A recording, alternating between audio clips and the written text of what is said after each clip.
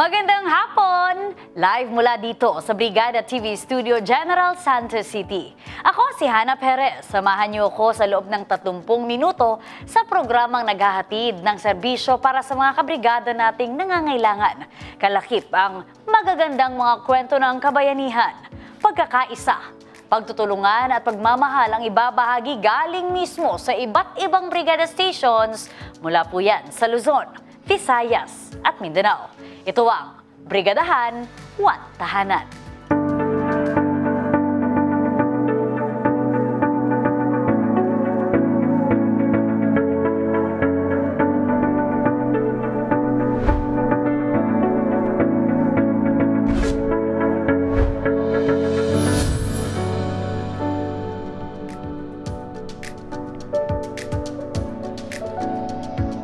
Abangan! Apat na magkakapatid na iniwan ng mga magulang na bigyan ng tulong. Samantala, Brigadahan Feeding at End Stunting Now program isinagawa sa 2 mga barangay. Lahat ng ito sa pamamagitan ng Brigadahan One Tahanan. Walang makakatumbas sa ganda ng relasyon ng magkakapatid. Simula sa pagiging musmos ng isang bata hanggang sa siya ay tumanda. Ang ganda ng relasyon sa isang kapatid, yaunay kung nagkakaintindihan at walang galit sa puso. Gaya na lamang ng kwento ng 4 na magkakapatid na sa kasamaang palad ay iniwan ng kanilang mga magulang sa murang edad pa lamang at sila ay pinaubaya sa kanilang lola. Mahirap man ang buhay at pilit na itinataguyod ng kanilang lola ang kanilang pag-aaral lang sa gayon ay makakaraos din sila sa hirap ng buhay. Sinubaybayan natin ang kwento ng mga maglola sa bayan ng Coronadal sa barangay Topland at nakita namin kung anong klaseng pamumuhay ang mayroon ng mga ito. Kulang sa gamit sa eskwela, baon at pagkain sa 3 beses sa isang araw. Ito ang naging regular na buhay ng mga maglola. Kaya naman sa tulong ng iba't ibang negosyante at individual ay naipaabot sa kanila ang tulong na kanilang inaasam-asam.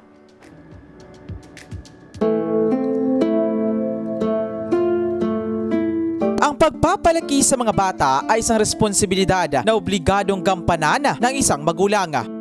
Ngunit mga kabrigada, makakaya kaya ito ng isang tumayong magulang sa 4 na mga batang iniwan lamang sa kanya ng malayo niyang kamag-anak. Sa isang tagumpurok ng Barangay Topland, Coronadal City, nakilala ng Brigada News Team Coronadal ang 4 na magkakapatid na ibinanduna ng kanilang mga magulang na nakatira na lamang sa kanilang malayong lola. Sa kabila ng kahirapan, pilit itinataguyod ng nasabing lola ang 4 na magkakapatid.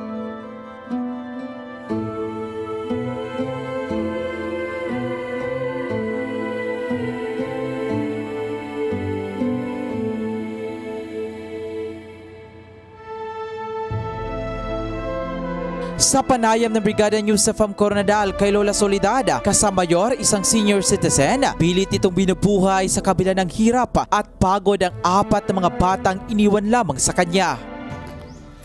Dili lang po sa ilan ni Lula. Kay mag-teacher. Pila edad si nanay sa ikaduha? 9. 9. Siyang 9. Tapos ang iyang subang 10. Ay 11. Wala na. Subang na. Tapos ano ang hambal niya? Ang balsang ikaduha niya, dili lang po sa imula kay mag-teacher course na niya. Taas ang harap pa. So, ang nanay niya, ambot. Ang nanay niya, may pangarap sa mga bata niya. Wala na.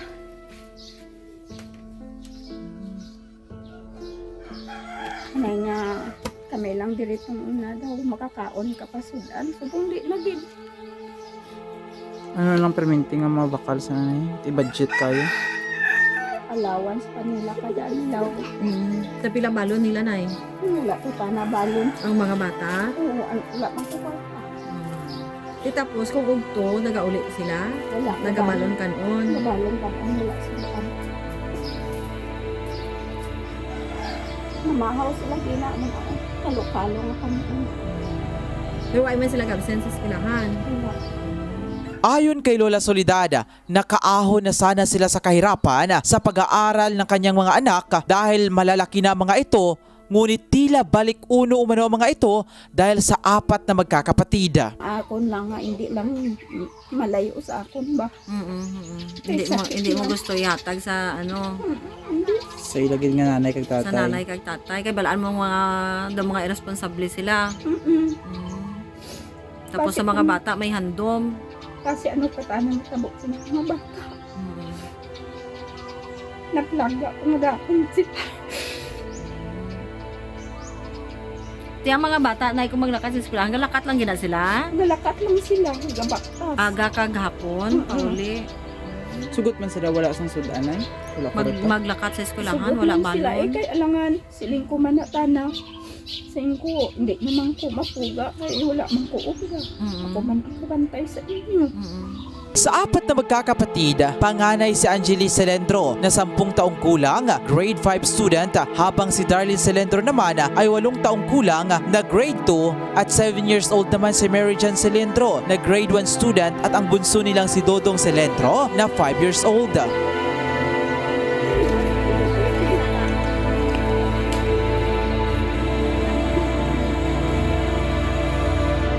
Ayon sa lola, asin at sinangag lamang ang kanilang kinakain sa umaga, ganoon na rin ang binabaon ng mga bata para sa kanilang pananghalian at balik hapon naman para sa hapunan na sinangag.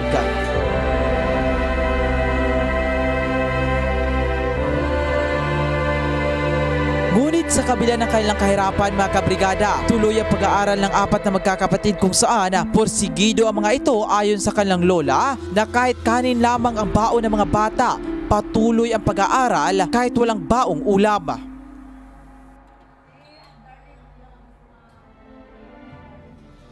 Kinamusta naman namin ang sitwasyon ng mga bata sa paaralan at aming nakilala ang advice ni Darlene na isang grade 2 student kung saan ayon sa guro, maayos naman ang grado ng mga bata ngunit paminsan-minsan nagpapaalam ang mga ito na umabsent muna dahil sa wala silang makain. Okay naman siya, sir. Okay. Sa una, di pa gina siya kabalo magbasa, pero karon nagpaningkamot man siya nga makabasa. Gina-encourage daw siya sa iyang lula nga maningkamot kay para makatapos po siya sa eskwela, magmaestra, kay guwapa ba siya nga bata. Oo. So, Tapos? grade 2 pa lang siya, 10 years old na siya, grade 2 pa lang siya subong. Okay. Tapos, amo lang na, nang ga-eskwela sila, wala sila gabalon lang sila o kanon, wala sila sudan. Okay. O kung matagaan sila og sudan, di maayo, pero kung dili pod, wala pod sila sudan. Kauno lang nila ilang kanon, may duha pa siya ka igsuon diri, tatlo sila diri. Okay. Atong una sir, may balon man sila nga mga Kanon bulad. lang. Bulad. Kasagaran jud bulad. So kung nagagulay-gulay man kami diri ni Ma'am Placer sa HE, so ginatagaan po namo siya. Okay. Nagakuan jud ang bata nga mo eskwela jud. Bisan wala. Oo, pero may kaisa nga, ma'am, absent ako kay wala kami buga. Oh, daw git Wala. sir. Nga wala bugas. Pero wala ka pa. Ayon kay Ma'am April Bubo, mataas ang pangarap ng mga bata at makikita ang pagmamahalan ng mga ito sa bawat isa dahil kapag binigyan umano nila ng pagkain ng isa o ulam man lang, hinahati-hati pa umano nito sa kanyang kapatid upang may maiulam at mairaos lamang ang kanilang kumakalam na tiyan. Dagdag pa ng guro na binibigyan naman umano nila ng pagkain minsan ang mga bata kung meron ang mga ito, ngunit kadalasan umano kumakain lamang ng kanin at asin ang mga bata. Ayon naman sa mga bata, hotdog pa lamang ang pinakamasarap na pagkain na kanilang natikman at hindi pa umano ang mga ito nakakita ng mall o nakagala man lang. Hiling naman ng mga ito na magkaroon ng panibagong bag at sapin sa paa upang may magamit sa kanilang pag-aaral at pagkain. Pagkaon. Tapos ikaw daling ano gusto mo pangayoon? Like gusto mo mangayo sang pambakal notebook, bayo, ma'am na, or bayo nga nami, sa nablaw. Ano gusto mo? Bag? Kaya panggamit siyang pangsunod siyang notebook. Notebook mo. Pila, ano bag mo? Gisiyon doon? Hindi pa man. Pero gusto mo bag nga nami man. Para may sudlanan ka sa notebook. May papel ka man. Pero gisi-gisiyon doon. Sino tong grade 2? Ikaw, diba? Hambal 5 mo. Medyo gisi na daw yung notebook. Tuod gid man. Gisi na. Di ano kung mangayo ka notebook, gusto mo sang ano pa kung gusto mo mangayo notebook, ano pang luyag mo? Ay, amo nang hambal mo nga hindi pagisi? Daw wala naman na isang bilin nga wala nagisi. Ay, imo nagi. Sling bag ang imo nga pang suksok sa eskwelahan. Okay, tapos iti grade 2 mo gamay lang ang antos maka-graduate ka mo. Okay, way na kamasang pangayoon? Ay na. Te. Ikaw doon. Ikaw, imo daw, ready. Ready. Ano gusto mo pangayoon? Sapatos. Ano nga sapatos kadako? Hindi. Pila edad mo daw? Pila edad mo? 5 na edad mo. 5. Tapos gusto mo magkasapatos. Magkasapatos. Why ka pa nakasok-sok sapatos sa rin dati? Hindi ko tiniil ka mo lang abi. Di. Baka siya kasi nila. Pero gusto mo sapatos daw. Okay. Sapatos, ano pa gusto mo? Bayo. Anong luyag mo pa ngayon? Bugas ang pangayoon mo. Ano yung pangalan mo? Ikaw ang ate sa ila. Tatlo. Okay, bugas ang pangayoon mo, Ginangelis. Aside sa na wala ka na pangayoon. Dahil dito mga kabrigada, isa na ilalim namin ang nasabing magkakapatid sa programang Brigadahan 1 Tahanan ng Tira Brigada Program upang makahingi ng tulong ng mga gamit, pagkain at iba pa. Dahil sa kwento ng magkakapatid at sa katatagan ng loob ng lola, bumuhos ang iba't ibang tulong kabilang na ang gamit ng mga bata, damit, sapatos, pera at iba pa. Nang kwalang tani magsuporta, anang masuporta lang bala nga may mahatag sa ila bugas, tapos pa-eskwela gamit sa schools, no? Oo. Nabato nyo na tong mga bag nga ginhatag sa inyo? Ay, ara pa, subong pa. So may turnover kita gali subong sang mga assistants sa ila. Okay, Brigada Jed, ano ang matabo after sini? Oo. Sige, Brigada Jed, diin sila makadto. Dalo naton sila Brigada Argene sa upod si Vice Mayor Brigada Bing Pabi Arakel sa Kuananay World of Fun sa KCC and then sa Noah's Play Arc sa Molovay Center Point. And after that, so may mall tour sila. oh, di ba? Tapos, diba? And then after sila Brigada Argene, pakanon sa drive-thru para ma-feel nila kay kung dito abi sa sulod sang mall, hindi nila kaya mayo kanong dito kita, di ba? After sina alas 2 karon may ara sila sa merienda sa kay Inday Ilongga sa Hawod Cafe. Wow! And then after sina Brigada RG na kahapon may natipon na bigit sa ilang kwarta nga 4,000 pesos. Ang mga bata kay ni sa nakita na to senaryo tama to tong balinanay nga bag na po sa cellophane. Atong bag is mga busluton abito siya. Rason nga may nag-donate sang bag Brigada Argene and then aside sina nakita man nato na notebook sa mga kabataan nga gisi-gisi na. So ang ginghimo ta naglakat ko sa mall ng grocery ko. Ano makal ko sa mga bag-o nila nga mga notebook kag ballpen, pahipos na dong kag subong man lapis Brigada Argene. And then si Dudong kay wala kay eskwela, ang ginghimo ko na lang nagbakal ko sa coloring book para sa iya kag Crayola. Okay, Lola Soledad, anong last message mo na lang gid sa mga tigpalamati naton kag sa imo nga mga apo? Ay, pasalamat lang ko sa nagbulig sa mga bata kag kay Ma'am Bing Pabi Arakel kag kay Sir Jed. Pasalamat gid ko sa imo sir nga daw kamo gid ang kag sa brigada nga amo ning sitwasyon namon kag sa mga bata. Kag ang nagbulig sa mga bata, salamat gid sa inyo tanan. Okay. Okay, thank you so much kag happy birthday Lola Soledad. Salamat. Kasamayor. Okay mga kids, bye-bye. Okay na, bye-bye. Bye-bye sa camera. Yare, malakat na.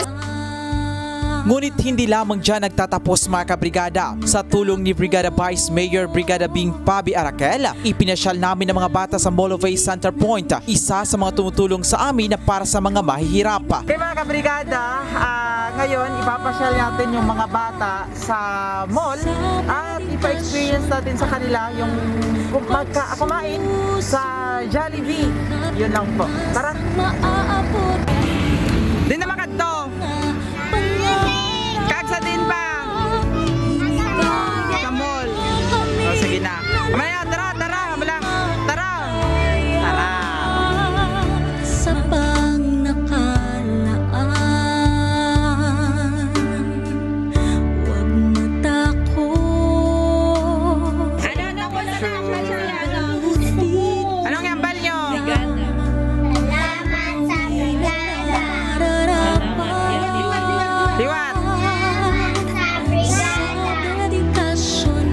kabrigada, ngayon dito tayo sa kanilang pamamahay, itong apat na magkakapatid dito sa may Purok Cabugwason, Barangay Taplan, Coronadal City. So sa ngayon, narito na yung mga tulong na ating naliko mga kabrigada sa ginawang brigadahan, one tahanan na Brigada Yusufam Coronadal. May kabilang dito yung mga bag ng mga bata, notebook, groceries, bigas, at may pa-cake pa para sa birthday ni nanay ngayong araw at iba pang mga gamit. May mga used clothing tayo na ibigay rin natin mga kabrigada at mga bag para kay nanay. Nalipay gid ko, kag nalipay man ko nga bisan birthday ko lang natagaan man ko sang sangte.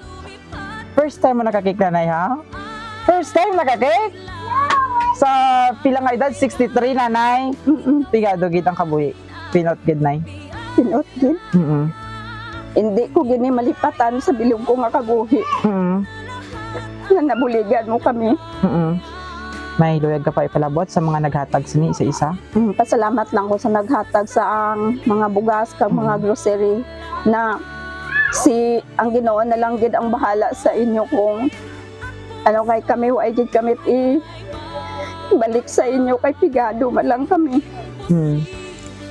Right mga kabrigada, walang imposible hanggat tayo ay nagtutulungan. Sa isang brigada mga kabrigada, sa pamamagitan ng Brigadahan One Tahanan dito sa Coronadal City na matagumpay nating naipasyal, natupad ang mga kahilingan ng apat na mga bata. Mula dito sa Crown City of the South, Coronadal City, ito si Brigada Jed Sebaniscape. In the heart of changing lives, Brigada News.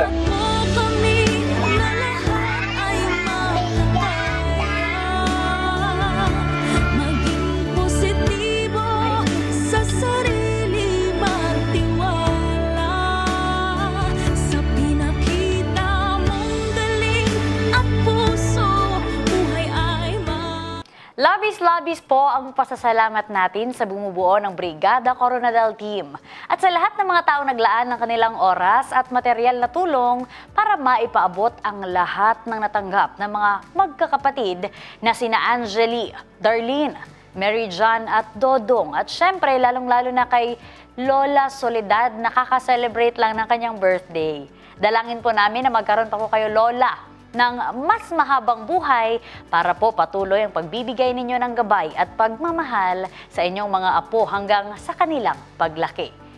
Samantala, ang Brigada Foundation Incorporated ay patuloy pa rin pong tumatanggap ng tulong para sa mga kabrigada nating nangangailangan. Para sa cash donation, maaari itong ipadala sa Camp Brigada Foundation Incorporated Security Bank Account Number 0000378-40172. Para sa in-kind donations, ipadala din ang mga ito sa Brigada Complex na matatagpuan sa NLSA Road, Barangay San Isidro, Jensen. At para sa mga gustong maging Brigada Volunteers, pwedeng mag-apply dito sa istasyon at mag-register. Para sa susunod na kwentong brigadahan, malusog na pangangatawan. Ito ang isa sa pinakamahalagang pangangailangan ng bawat ina, lalo na kung sila ay nagdadalang tao, pati na rin sa mga batang mag-aaral pa lang. At dahil patuloy ang Brigadahan One Tahanan sa advokasya ng End Stunting Now, nagsagawa na naman po tayo ng feeding program para sa ating mga kabrigada sa dalawang barangay sa siyudad ng Toledo, sa sitio Tubod, Barangay Matabang, at sitio Ilaya, Barangay Talavera. Tinungo ng Brigada Team ang mga nasabing lugar at doon inilatag ang mga aktibidad para sa mga kaalaman ng stunting.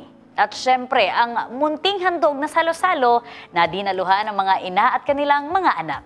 Ang sabi nila, mas mabuti sana kung naging bata na lang tayo habang buhay. Magaan ang buhay, walang iniindang mabigat na suliranin. Bawat araw, ang nasa isip lamang ang makakain at makapaglaro kasama ang kanilang mga kaibigan. Sabi nila, masarap ang buhay ng isang bata. Masaya ang maging bata, lalo na kung natatamasan ito ang karapatan na aayon sa kanya. Isa na rito ang karapatang makakain ng wasto at matamasa ang sapat na sustansya mula sa pagkain na makakatulong na lumaki silang malakas, sapat ang timbang at matalino. Dahil dito, patuloy na nagiging katuwang ng 88.5 Brigada News FM Toledo ang mga chapters ng ang nagkakaisang kabrigada ng komunidad, One Tahanan Western Cebu chapters sa mithiing maibsan ang problema ng stunting sa ating bansa. Kasabay ng advokasya ng brigada, ang End Stunting Now campaign, nitong huli 2 magkasunod na feeding activities ang isinagawa ng 2 grupo ng Anak Incorporated One Tahanan sa ilagang bahagi ng lungsod ng Toledo. Dito sa Sitio Tubod, Barangay Matabang, lungsod ng Toledo, masagana ang tubig na dumadaloy sa kanilang patis papunta sa taniman ng mga palay na isa sa mga nagiging kabuhayan ng mga residente sa lugar. Sariwa ang hangin at hindi mo ramdam ang matinding init na dala nitong tag-araw. Kasing init ng pagtanggap ng mga residente sa lugar sa aktibidad na hatid ng grupo. Nagtipon ang mahigit sa 30 kabataan kasama ang kanilang mga ina sa inihandang tolda ng Anak One Tahanan Tubod Matabang Chapter Officers and Members. 2 kaldero ng mainit na lutong arroz caldo ang niluto ng grupo para sa mga batang benepisyaryo ng nasabing pagkain. Hindi lamang baso, kundi pinggan ang gamit ng karamihan sa mga batang dumalo na binigyan ng masustansyang lugaw habang sila ay nakalinya at nagantay ng kanilang pagkakataon na mabigyan ng pagkain. Masaya naman ang mga nanay habang sinusubuan ang maliliit pa nilang mga supling na may dalang pagmamahal sa mga paslit. Dahil sa galak, napasayaw ang ilang mga bata na lubos na nagpapasalamat sa biyayang kanilang natanggap.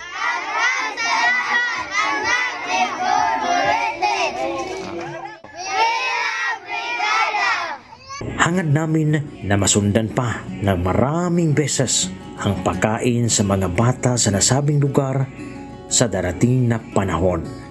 Maliban sa Sitio Tubod, Barangay Matabang, nagsagawa din ng feeding activity ang isa pang chapter ng Anak One Tahanan sa karating na Barangay Talavera. Dito sa Sitio Ilaya kung saan ipinagdiriwang ng grupo ang kanilang ikalawang anibersaryo, naganap ang pagkain sa higit 70 mga bata at ina. 2 kaldero din ng arroz caldo ang inihain ng asosasyon kung saan nabigyan pa ng pagkakataon ang team ng Brigada News FM Toledo na makatulong sa pagluto ng naturang pagkain. Habang hinihintay na ito ay maluto, may naganap namang storytelling activity mula sa isa sa mga presidente ng anak na isang katikesta sa kanilang simbahan. Hatid ang kwentong may aral para sa mga paslita. Katuwang pa rin ng team ang mga residente mula sa iba't ibang chapters na Anak One Tahanan Western Cebu kung saan sila mismo ang nag-ambag para sa naturang pagkain at naglagay sa mainit na arroz caldo sa mga lalagyan na ipinamahagi sa mga bata.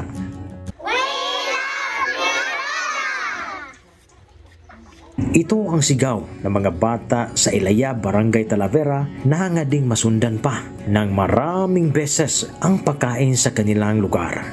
Kasabay ng advokasya ng brigada na End Stunting Now, hangad ng Brigada News FM Toledo, katuwang ang Anak One Tahanan Western Cebu na maipagpatuloy ang mga feeding activities sa tulong na rin ng mga may magandang loob na mga kabrigada na handang magbigay ng donasyon para sa isinasagawang mga feeding activities upang mapaghandaan ang magandang kalusugan at kinabukasan ng mga kabataan dito sa bahaging ito ng lalawigan ng Cebu.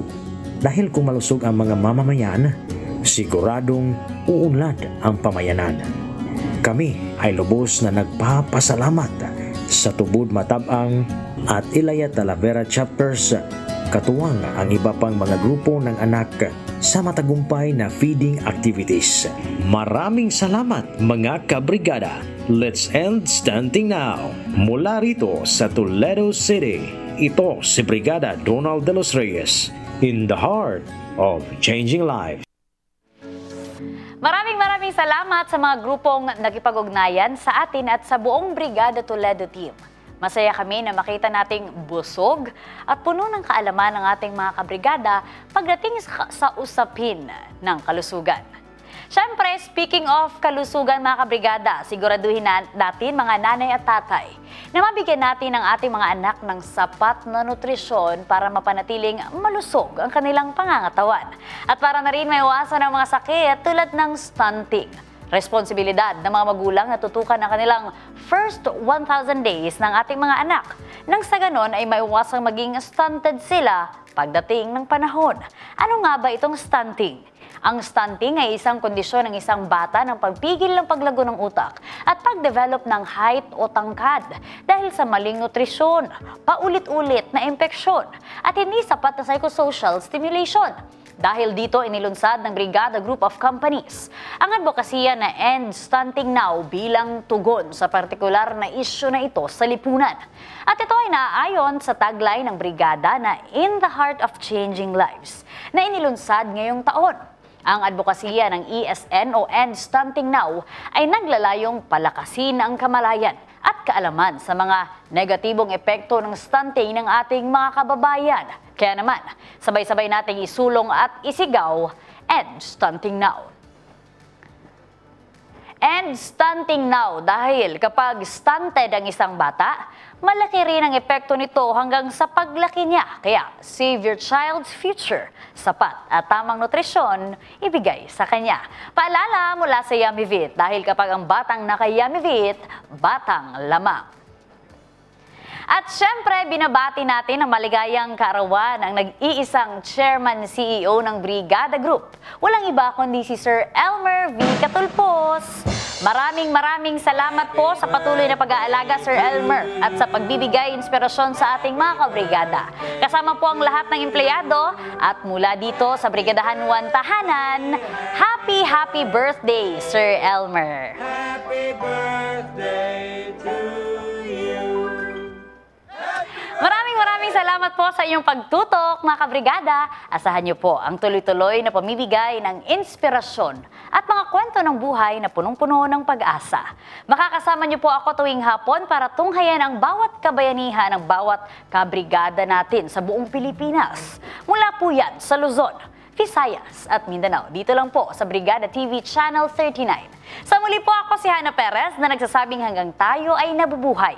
Huwag nating kalimutan na kahit anong pagsubok man ang ating pinagdadaanan, ang Poong May Kapal ay patuloy na gumagabay patungo sa magandang hinaharap. Basta't marunong tayong magtiwala sa Kanya. In the heart of changing lives. Ito ang Brigadahan 1 Tahanan. Brigadahan 1 Tahanan would like to thank Zada Collections. Treat yourself with a quality outfit.